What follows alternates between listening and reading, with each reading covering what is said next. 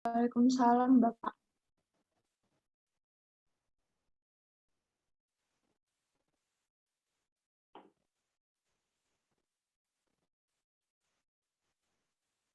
Suara saya terdengar? Terdengar. Terdengar, Bapak. Terdengar, Bapak. Kita mulai ya. Jadi di pertemuan kita yang keberapa ya? Kan masih berapa kali ya? Satu kali lagi ya besok ya? Minggu depan ya? Satu kali lagi besok. Coba nanti cek ya BJ ya. Biasanya besok minggu depan itu kadar koagulan. Dan yang kita bahas pada malam hari ini, kita bahas mengenai tentang menghitung dosis klor. Apa sih klor itu?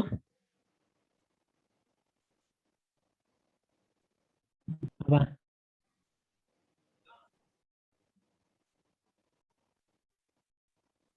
Apa itu klor?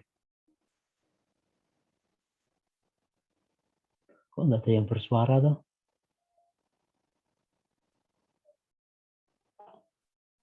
Kaporit bukan, Pak? Kaporit, bagian dari kaporit. Ya, ada yang menyebut klor itu ya kaporit karena memang nanti zat aktifnya itu dari kaporit. Fungsinya apa?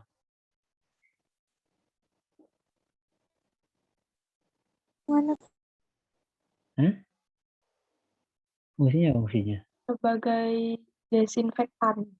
sebagai desinfektan. Jadi sebagai proses desinfektan ya salah satu bahan yang bisa digunakan dalam proses desinfektan. Berarti kalau desinfektan itu kan bahan kimia. Kalau prosesnya dinamain apa? Firda mana Firdanya? Firda 161. Desinfektan itu berarti kan kaporit dikatakan sebagai desinfektan. Berarti kan dia bahannya. Kalau prosesnya dinamakan apa? Firda.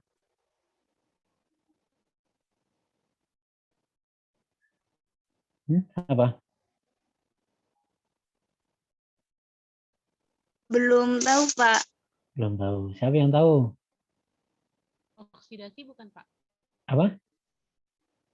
Yang keras, Anissa. Oksidasi bukan, Pak? Oksidasi nanti salah satu reaksi yang terjadi. Itu salah satunya oksidasi.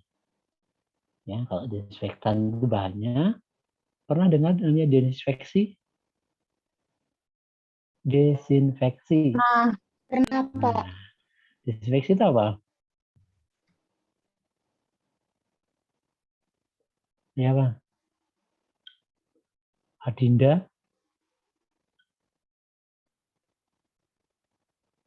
Adinda Putriana. Ada Iya, Bapak. apa? Bisa diulang, Bapak, pertanyaan tadi? Aku mau takon apa ya? Aku lali ya. Sempat lali kan. Ya, desinfeksi ya, Bapak, tadi. Desinfeksi itu apa? Kalau nggak salah itu proses menghilangkan sebagian besar organisme atau bakteri pada permukaan benda mati. Oke, jadi bisa. Jadi di situ adalah proses untuk menghilangkan ya sebagian besar. Kalau semuanya berarti kan nanti apa? Kalau semua mikroorganisme apa? Semua mikroorganisme dihilangkan tadi apa? Kalau desinfeksi tadi kan sebagian besar.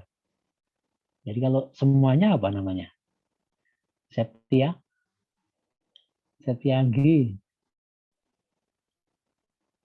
Mbak Septia mana nih?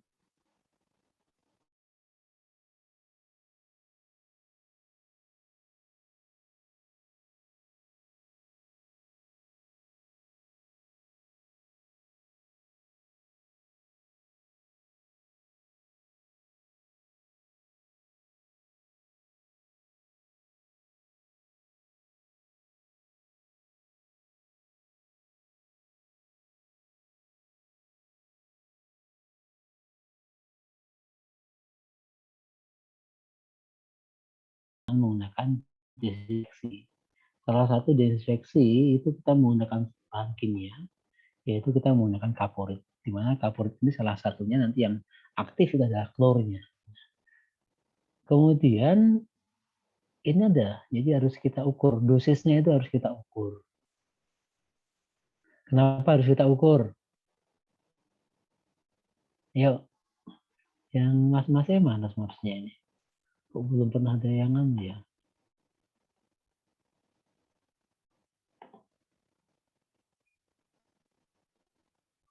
Mas Wilma Ika ini cowok apa cewek ya? Perempuan, Pak. Oh, mohon maaf. Iya. Tapi cewek, cowok. Cowoknya cowok, gak ada aja cowoknya nih. Kelihatannya ini kalau dari mananya si Mas Diva Hisam. Pakai anunya menakutkan kok wajahnya kok. Mas Diva Hisam? Iya Pak. Kenapa kita perlu mengukur dosis daripada klor ini yang digunakan untuk proses desinfeksi? Mungkin kita agar tahu kadar besar atau kecilnya dari suatu kadar itu Pak. Dari kandungan itu Pak. Pokoknya kurang tahu juga saya Pak. Apa? Nggak usah tergesa-gesa loh. Ditata. Untuk agar kita tahu suatu kan ada kayak besar kecil gitu ya Pak. Mungkin nanti kita jadi tahu kalau misalnya kadar ini segini bisa dikasih kayak misalnya kita pengen sterilisasi, misalnya nanti kita kasih apa buat sterilisasi itu supaya pas dengan dosis yang ada di benda itu Pak. Oke, jadi biar pas ya. Iya mungkin Gitu gitu Pak.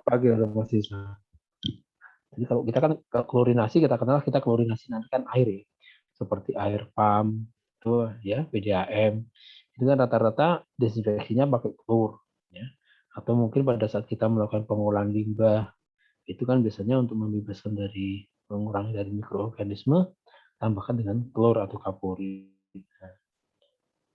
Kenapa ini perlu ditentukan dosisnya nih, Mas Felix Effendi? Iya Bapak.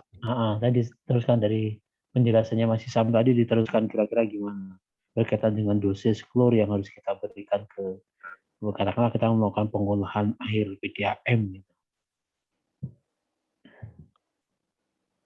Kenapa? Apakah sama-sama air itu enggak sama misalnya katakanlah gini katakanlah tambahkan aja 0,2 atau mungkin tambahkan katakanlah 1 liter dalam 1 meter kubik. Kira-kira gimana Mas Felix?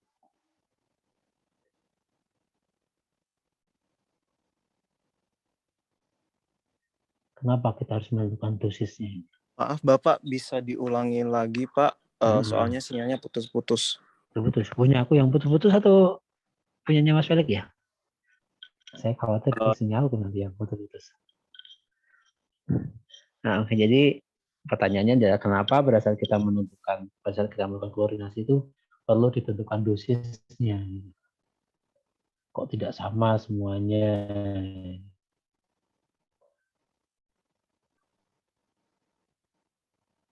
Gimana? Lainnya suara saya dengan putus-putus enggak, Mbak Gita Prawitri.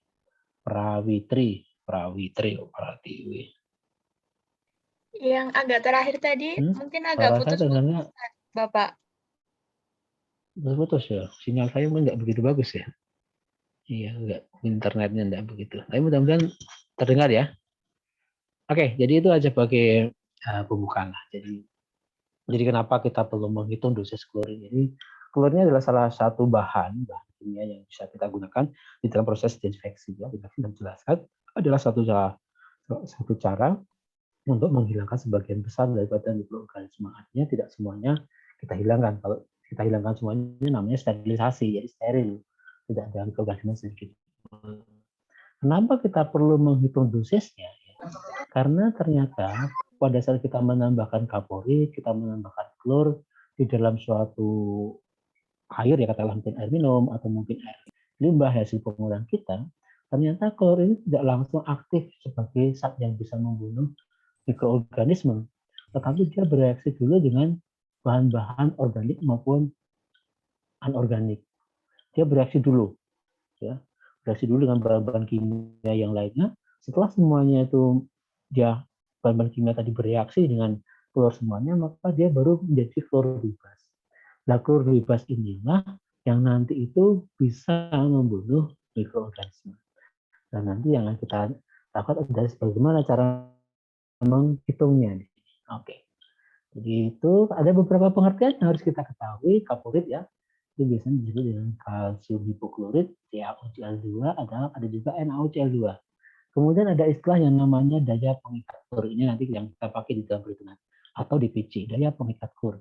Adalah jumlah klor yang diperlukan untuk mencapai. Jadi nanti tolong diperbaiki, mencapai break-even point.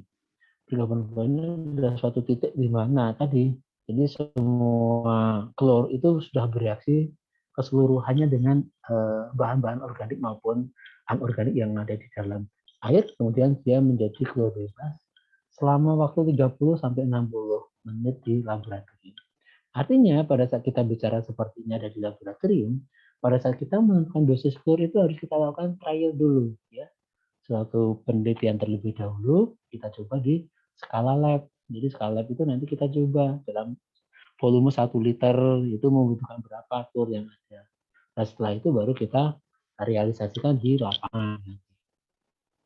Kemudian ada BEP, yaitu break even point, adalah suatu titik secara teoritis yang menunjukkan klor yang dibubuhkan sudah berfungsi sebagai disinfektan. Jadi saya jelaskan tadi bahwa di situ bahwa klor itu pada saat kita tambahkan, kaporit pada saat kita tambahkan, itu tidak bisa langsung berfungsi sebagai disinfektan.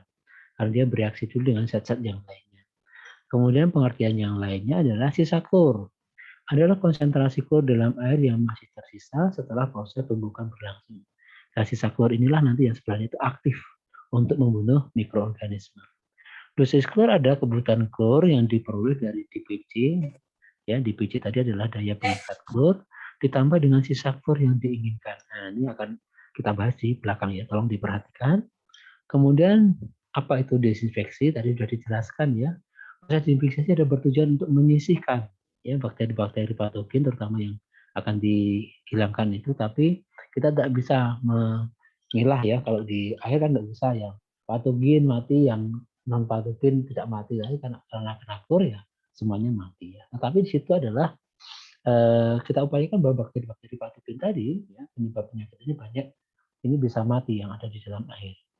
Di mana proses desinfeksi dilakukan dengan cara menambahkan suatu senyawa kimia yang biasa disebut dengan desinfektan. Jadi kita tahu namanya prosesnya desinfeksi, bahan yang digunakan untuk proses tersebut adalah namanya desinfektan.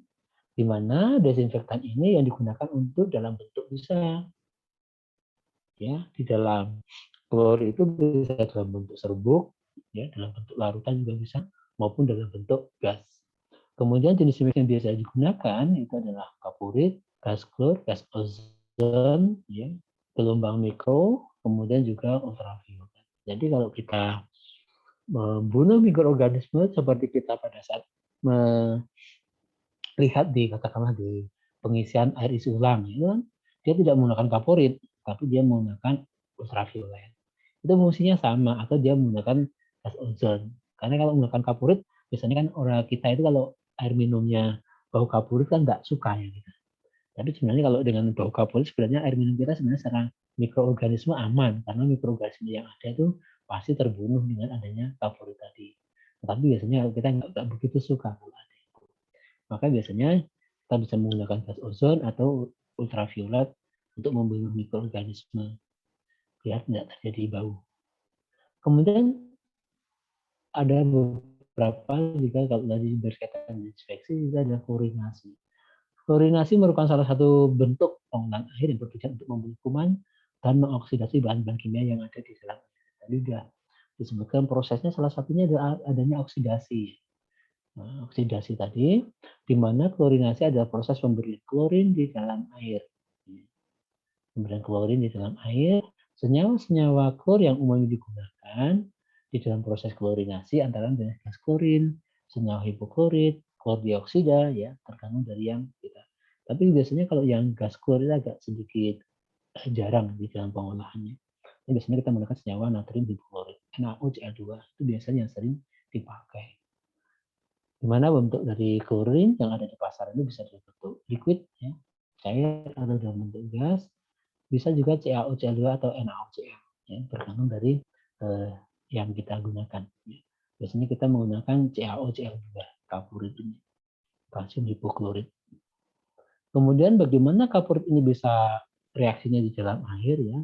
Jadi Cl2-nya adalah bentuknya adalah gas, ya, dia bisa menguap.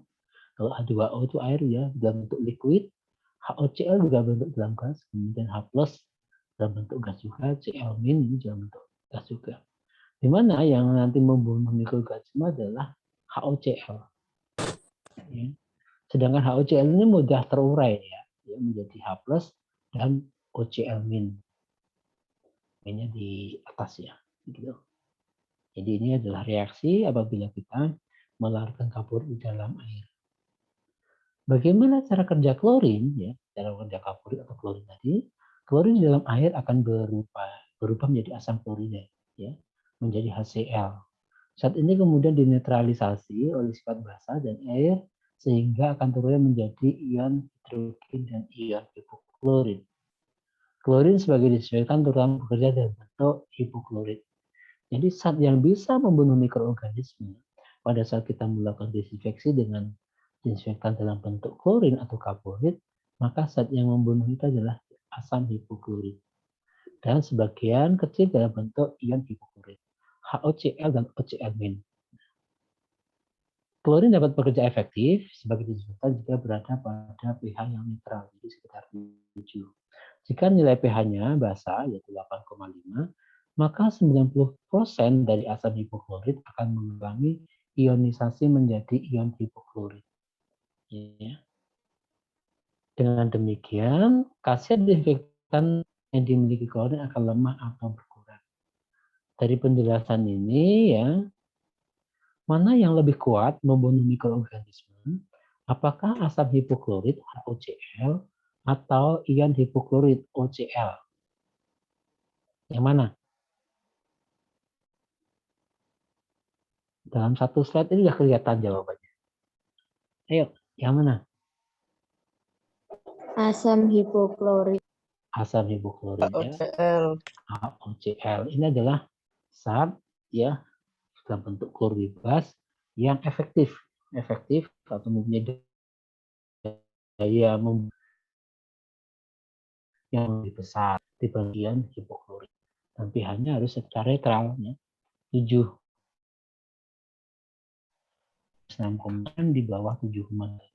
Kalau dalam keadaan basa, dia ion hipoklorit yang tadinya paling efektif membunuh mikroorganisme ini akan berubah menjadi ion hipoklorit. Dari asam hipoklorit berubah menjadi ion hipoklorit. Dan ion hipoklorit ini kemampuan untuk membunuh jauh lebih kecil dibandingkan dengan asam hipoklorit. Kalau ada pertanyaan langsung saja ditanyakan. Bagaimana cara kerja klorin itu bisa membunuh mikroorganisme? Dia dengan cara merusak struktur sel organisme. Jadi dia merusak sel daripada bakteri-bakteri itu. Sehingga dengan rusaknya sel tadi dia akan mati. Sehingga yang perlu diketahui adalah bahwa klor ini harus kontak langsung dengan bakteri atau mikroorganisme. Kalau dia tidak kontak langsung, maka dia tidak bisa merusak daripada struktur daripada sel. Jadi sel itu ada strukturnya, ada lapisan lemaknya, dan sebagainya. Kalau lapisannya itu rusak, maka sel itu akan mati. Sehingga perlu kontak langsung untuk bisa membunuh. Sehingga yang perlu diperhatikan apa di dalam prinsip kita memberikan proses klorinasi itu? Pertama harus jernih dan tidak keruh. Airnya harus jernih dan tidak keruh. Karena kalau keruh gimana? Maka klor yang kita tambahkan tadi tidak bisa membunuh, tidak bisa kontak langsung dengan mikroorganisme. Karena nanti dia akhirnya apa? Proses daripada klorinasinya akan terhambat. Proses membunuh mikroorganisme akan terhambat. Karena apa? Karena bakteri itu nanti berlindung di di dalam kekeruhan air yang ada. Biasanya kontak fisiknya, kontak antara klor dengan mikroorganisme itu tidak bisa berlangsung dengan cepat. Sehingga nanti dibutuhkan klor yang dalam jumlah yang lebih banyak. Kebutuhan klorin harus diperhitungkan secara cermat agar dapat efektif mengoksidasi bahan-bahan organik dan dapat membunuh kuman, patogen dan meninggalkan sisa klor bebas di dalam air. Tujuan klorinasi pada air adalah untuk mempertahankan sisa klor klor bebas sebesar 0,2 mg per liter dalam air. Nilai 0,2 mg ini adalah nilai keamanan, batas aman gitu. Jadi kalau di dalam air kita itu ada konsentrasi klor dengan minimal 0,2 mg per liter, maka kuman-kuman mikroba yang ada di dalam bakteri itu akan mati ya. Sehingga di dalam proses distribusinya akan jauh lebih aman. Jadi di sini adalah nilai 0,2 adalah namanya margin of safety, yaitu nilai batas keamanan pada air untuk membunuh kuman patogen yang mengkontaminasi pada saat penyimpanan dan pendistribusian air. Jadi nanti kalau kita bicara mengenai tentang dosis kaporit, dosis klor pasti ada ditambahkan dengan sisa klor bebasnya adalah 0,2. Oke, sampai di sini ada pertanyaan? Ada enggak? Belum, Bapak. Belum ada, Oke. Pak. Lanjut ya. Ya, Pak. Dosis klor ya. Sekarang kita bicara dosis klor. Dosis klor yang tepat adalah jumlah klorin dalam air yang dapat dipakai untuk membunuh kuman patogen. Ya. Sebenarnya tujuannya sebenarnya membunuh kuman patogen. Tapi sebenarnya yang terbunuh bukan hanya kuman patogen saja ya. Kuman-kuman yang lainnya pun juga akan mati. Karena di dalam indikator yang ada, itu nanti kan pemeriksaannya adalah bukan kuman patogen, tapi indikatornya adalah coliform. Nanti kuman patogennya adalah E. coli, indikatornya dari sana ya. Jadi kalau persyaratan-persyaratan coba kamu lihat kemarin itu sudah bicara di standar kualitas air ya. Di semester yang mana ya? Saya udah ngajar juga itu kan standarnya kan dia menggunakan coliform atau E. coli. Jadi yang dibunuh itu bukan hanya kuman patogen saja pada saat kita melakukan klorinasi ya. Juga kuman-kuman non patogen pun juga akan mati. Di mana ya klor tadi dipakai untuk membunuh kuman patogen serta mengoksidasi bahan organik dan untuk meninggalkan sisa klor sebesar 0,2 mg per liter. Jadi dosis klor itu nanti adalah jumlah klor yang kita gunakan yang dipakai untuk membunuh mikroorganisme dan untuk mengoksidasi. Dan juga nanti kita tambahkan dengan sisa klor bebasnya. Tadi sudah disampaikan efektivitas tentang klorinasi dengan pH ya. Jadi pH-nya untuk agar efektif dalam proses klorinasi itu harus jaga antara tidak boleh lebih dari 7,2 dan tidak boleh kurang dari 6,8. Jadi di kisaran netral lah 6,8 sampai 7,2. Tadi kalau lebih dari 8,5 dia akan berubah menjadi apa? Dari asam hipoklorit menjadi apa ya? Ion apa tadi? Ion Ion hiklorit. Ya, jadi yang tidak efektif tadi. Ini saya kira tadi sudah saya sampaikan. Ini yang perlu diketahui seperti yang saya sampaikan di depan bahwa ya, kaporit yang kita gunakan ini tidak langsung dia bisa membunuh mikroorganisme. Ya. Tetapi dia bereaksi dulu dengan mengoksidasi bahan-bahan kimia. Itu dioksidasi dulu. Contohnya amonia. Jadi kalau di dalam suatu air, pada saat kita melakukan proses klorinasi, di situ ada kadar amonianya, maka klor yang kita tambahkan ini akan bereaksi dulu dengan amonia. Nah, reaksinya dia akan menjadi 3 tahap. Pertama dia membentuk monokloramin, kemudian dikloramin, dan trikloramin. Nah, kalau ini sudah selesai semuanya, artinya amoniaknya itu sudah bereaksi semuanya dengan klor, maka nanti di situ baru klornya itu menjadi klor bebas. Ya. Klor bebas. Ini baru dia bisa membunuh bakteri. Nah, jadi kenapa kita perlu menghitung dosis tadi? Karena kita tidak tahu di dalam air yang kita olah itu berapa kandungan zat-zat organik yang ada di dalam air tersebut. Sehingga kalau kandungan zat organiknya banyak, katakanlah di situ banyak kadar amoniaknya, maka kita juga banyak membutuhkan klor. Ya, dia bereaksi ini dulu. Tetapi kalau kadar amoniaknya kecil, maka kita juga membutuhkan kadar amoniaknya itu juga kecil.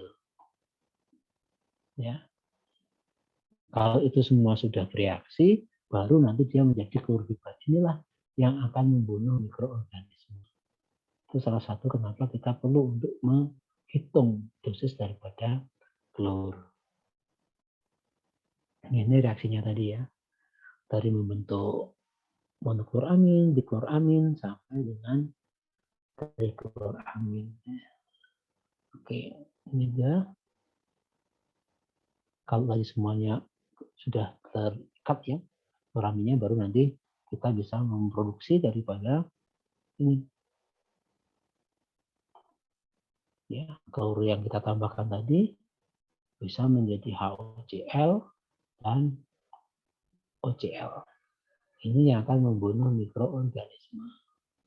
Tapi sebelum ini terbentuk, ya, dia pasti klornya itu bereaksi dulu dengan zat-zat organik terlebih dahulu di sana. Oke, ya ini. Kita lihat di sini ada sebuah grafik yang menghubungkan tentang jadi sini. Jadi waktu kita menambahkan klornya kita tambahkan secara terus-menerus, ya, sampai dia terjadi di BEP. BEP-nya ada di sini. Break even point-nya. Artinya di posisi seperti ini, semua zat organik itu sudah bereaksi dengan klor. Ya, sudah bereaksi dengan klor. Sehingga nanti pada saat kita tambahkan lagi, dia akan menjadi klor bebas. Nah, klor bebas inilah nanti yang akan, setelah dari sini, dia yang bisa membunuh mikroorganismenya. Nah ini, jadi kita harus tahu BEP-nya itu ada di mana di situ. Nanti kita coba hitung bagaimana cara menghitung dosisnya.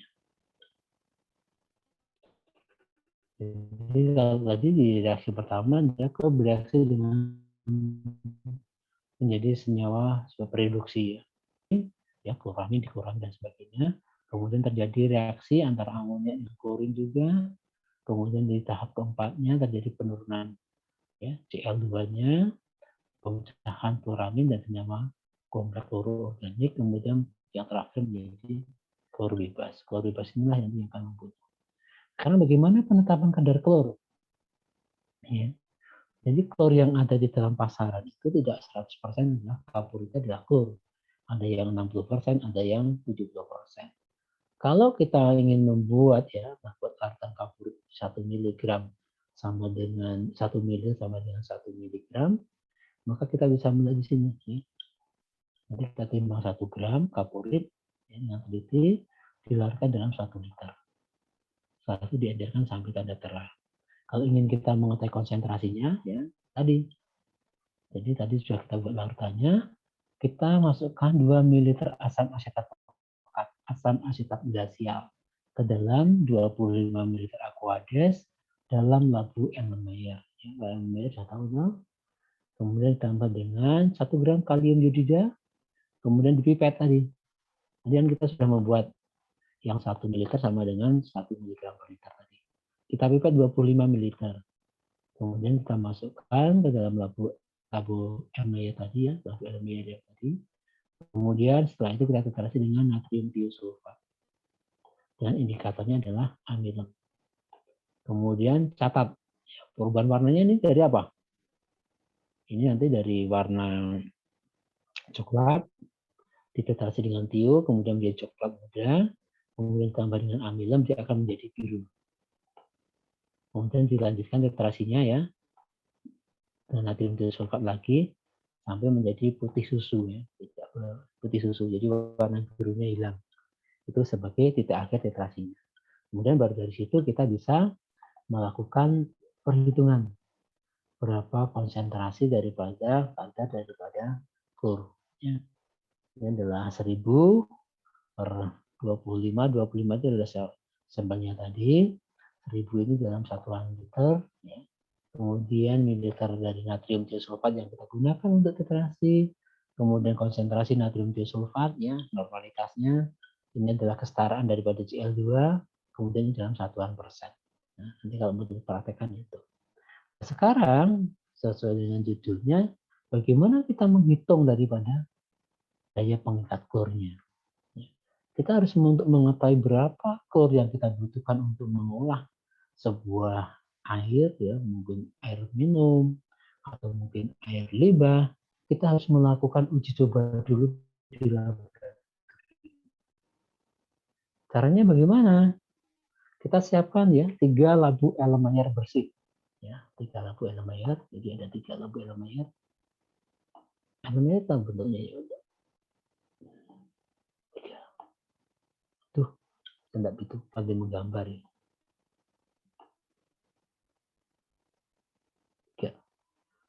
Dianggap elemen ya.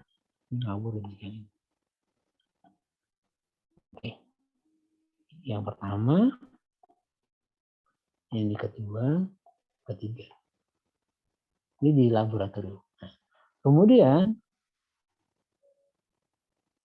ketiganya diisi dengan 50 ml air yang telah disaring. Jadi air yang mau kita olah. Ya, tambahkan 50 ml semuanya. 50 ml sampel air yang mau diolah. Kemudian masing-masing tambahkan konsentrasi 0,1%. Tapi ditambahkan berapa di sini adalah 0,1 ml. 0,1 ml klorid, kapurit 0,1%. Ya, kemudian di sini adalah 0,15.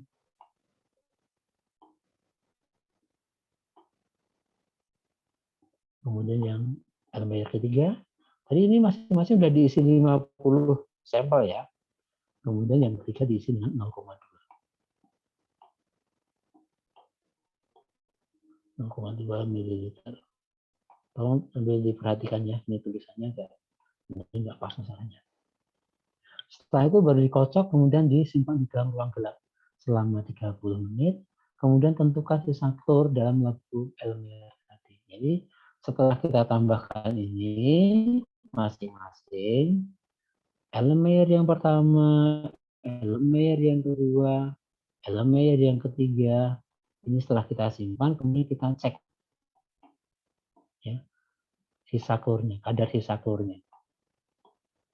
Pernah periksa kadar klor belum? Jadi dari sini nanti kita tinggal hitung. Jadi kita tambahkan kita bisa menggunakan dengan DPD, ya, dengan suatu bahan kimia. Kita tambahkan, kalau ada klornya dia akan berwarna merah. Jadi warna merahnya itu nanti kita ukur di dalam, bisa menggunakan spektrofotometer, bisa menggunakan komparator. Sehingga kita bisa mengetahui sisa klornya di elemen air 1, elemen air 2, elemen air 3 ini berapa. Setelah itu kita catat. Ya, kita catat. Jadi kemudian setelah itu hitung berapa kadar daya pengikat klornya. Saya akan kasih contoh di slide berikutnya cara menghitungnya, ya, tapi dari soal yang ini. Jadi tadi kita sudah punya 3 elemen air, ya. 3 elemen air. Ini dari kita di elemen air yang pertama kita isi 50 ml sampel ditambah dengan 0,5 kapurit, ya, 0,1%. Elemen air yang kedua kita isi 0,75. Elemen air yang ketiga katakanlah ini adalah kita isi 1 ml. Setelah 30 menit kemudian kita periksa sisa klornya itu berapa. Yang elemen air 1 yang kita tambah dengan 0,5 ml ini kita temukan adalah 0,2 mg per liter sisa klornya. Elemen air yang kedua sisa klornya kita ukur sisa klornya adalah 0,7.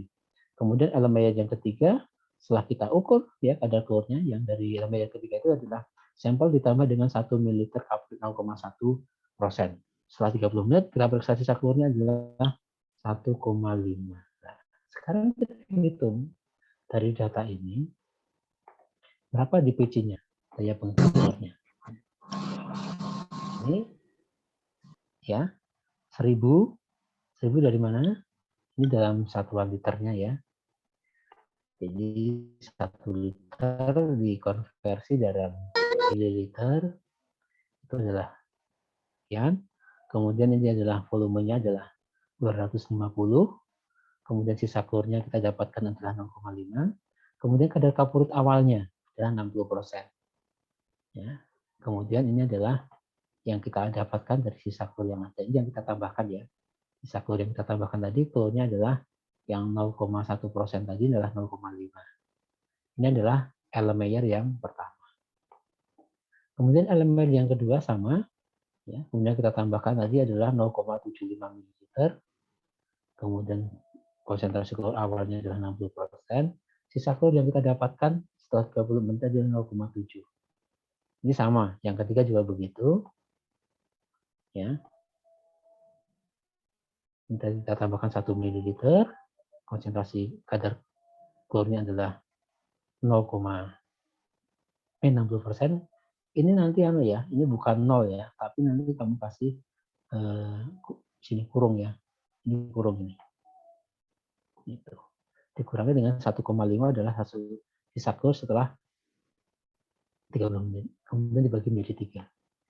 Kalau kita hitung di sini, ini adalah dari Erlenmeyer yang pertama, ini dari Erlenmeyer yang kedua, ini dari Erlenmeyer yang ketiga. Setelah kita hitung semuanya satu persatu, ini diselesaikan dulu ya. Ini adalah 1, kemudian ini adalah 1,1, ini adalah 0,9.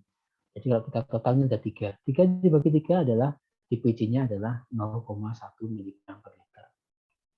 Jadi ini kita kerjakan dulu di skala laboratorium.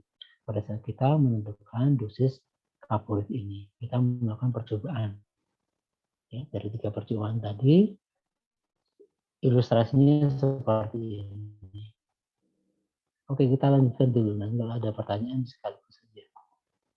Nah, sehingga pada saat kita menentukan dosis klor, itu ada dosis klornya apa? DPC, yaitu daya pengikat klor tadi, ditambah dengan sisa klor yang diinginkan. Ingat, sisa klor yang diinginkan adalah margin of safety-nya. Jadi angka keamanannya. Angka keamanan yang diinginkan itu minimal adalah 0,2 mg per liter. Sehingga dosis klor yang dibutuhkan adalah 1 mg. Ini 1 mg itu didapatkan dari mana? Tadi kita hitung dari DPC-nya ini. Ya. Kita hitung dari DPC-nya. DPC-nya ini dari percobaan 3 tadi loh ya. Yang Erlenmeyer 1, Erlenmeyer 2, Erlenmeyer 3. Ini kan tadi didapatkan 1 mg per liter. Kemudian angka sisa klor yang diinginkan adalah 0,2 atau angka keamanannya. Sehingga kita membutuhkan bahwa setiap 1 liter air itu membutuhkan 1,2 mg. Ini cara menghitungnya. Nah, nanti bagaimana implementasinya di lapangan? Jadi kita harus menghitung debitnya. Ya, jadi nggak usah terlalu khawatir lah. Kayak itu hitungan seperti ini untuk pengetahuan aja ya. Jadi nanti kamu bisa untuk gambaran, karena pada saat di laboratorium itu kita juga harus punya kewajiban untuk mengolah limbah kita. Dan salah satu proses pengolahannya nanti adalah menentukan dosis klornya ini. Ini pengetahuannya. Dengan debit, ya, debit itu adalah volume per satuan waktu. Yaitu misalnya adalah 100 liter per detik. Kadar kaporit yang digunakan adalah 60%. Kamu menghitungnya konsentrasi, nanti kalau menghitungnya jangan 60/100, tapi dibalik 100/60. DPC, daya pengikat klor yang dari perhitungannya adalah 1 mg per liter. Sisa klor yang diinginkan, angka keamanannya adalah 0,2. Sehingga dosis klor yang dibutuhkan ini adalah 1,2 mg per liter. Perhitungan yang di surat berikutnya. Sekarang berapa kebutuhan untuk dalam satu hari? Itu 24 jam. Yaitu nanti di sini adalah H itu adalah debit. Debitnya kita peroleh 100 liter per detik. Dikalikan dengan konsentrasi C-nya. Ya.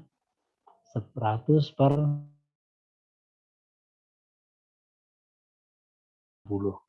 Dikalikan dengan RS, dosis klornya 1,2.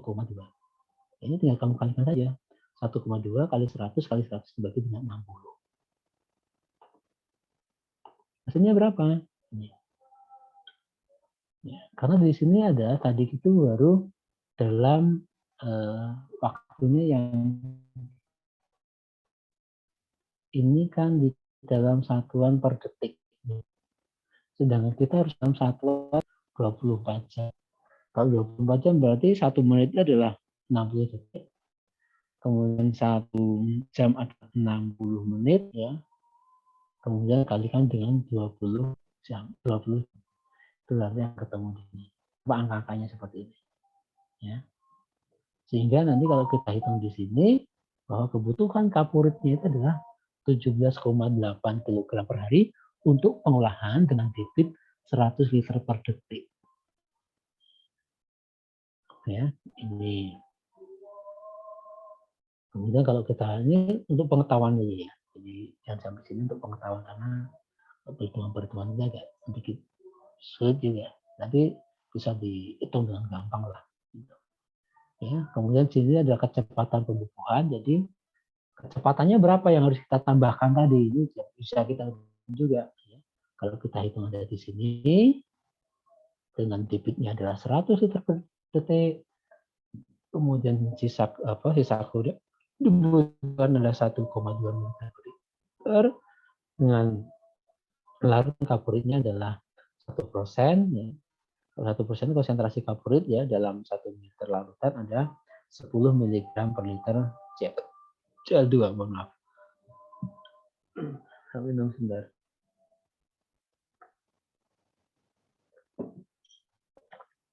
Sehingga nanti tinggal kita hitung aja. Tinggal kamu masuk rumusnya sih. H debit, C konsentrasi ya 100 per 60 ini adalah 100 liter per detik. S-nya adalah 1,5.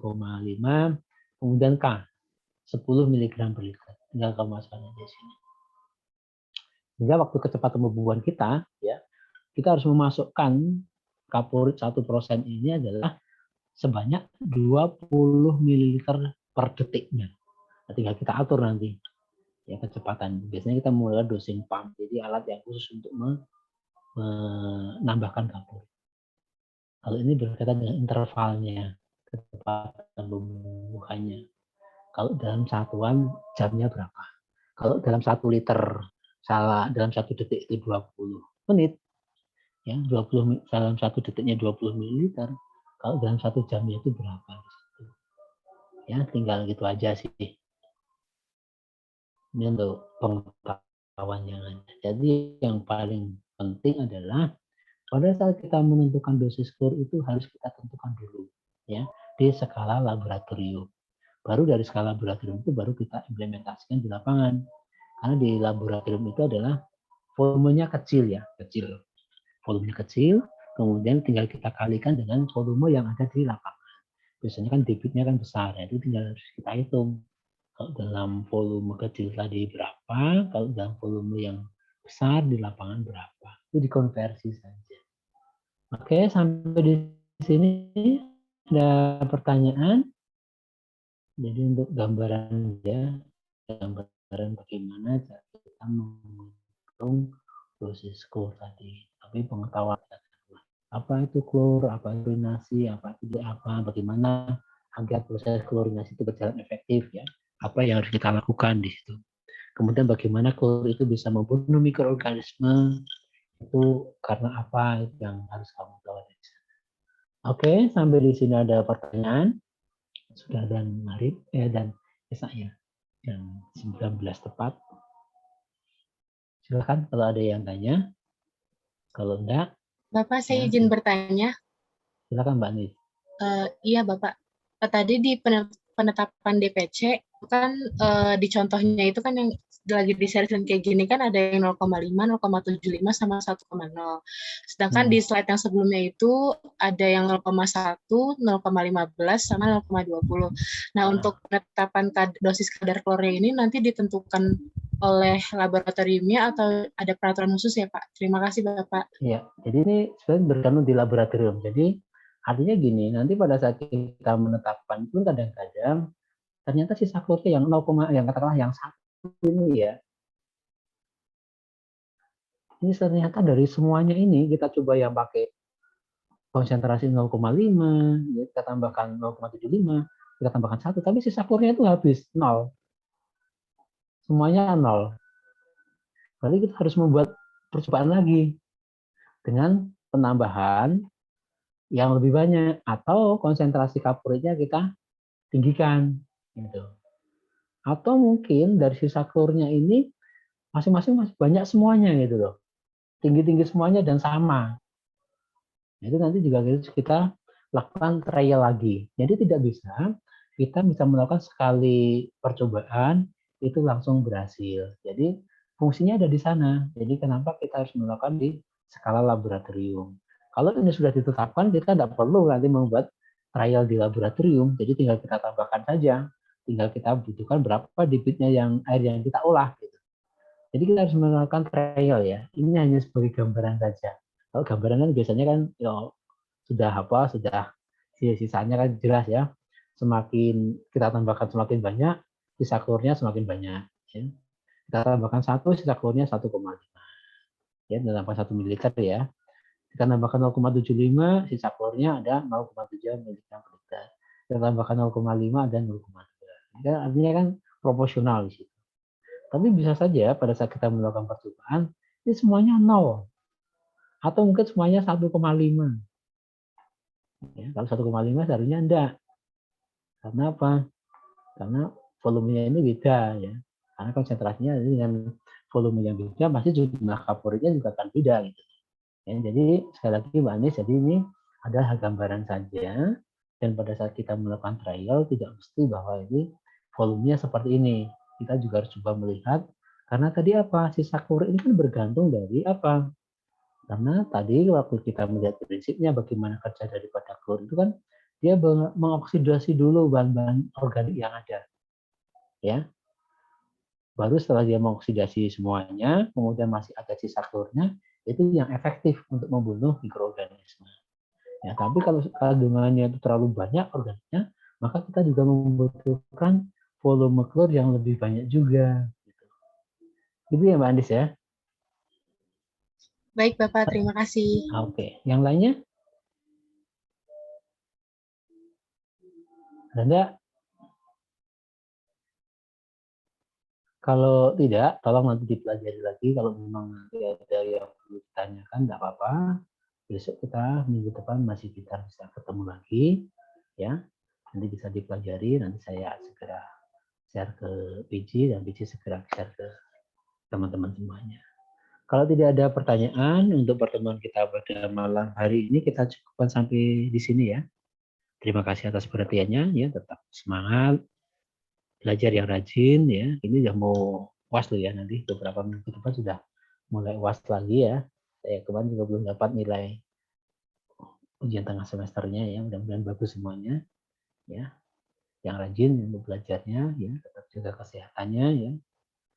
Oke, itu yang bisa kami sampaikan pada saat ini.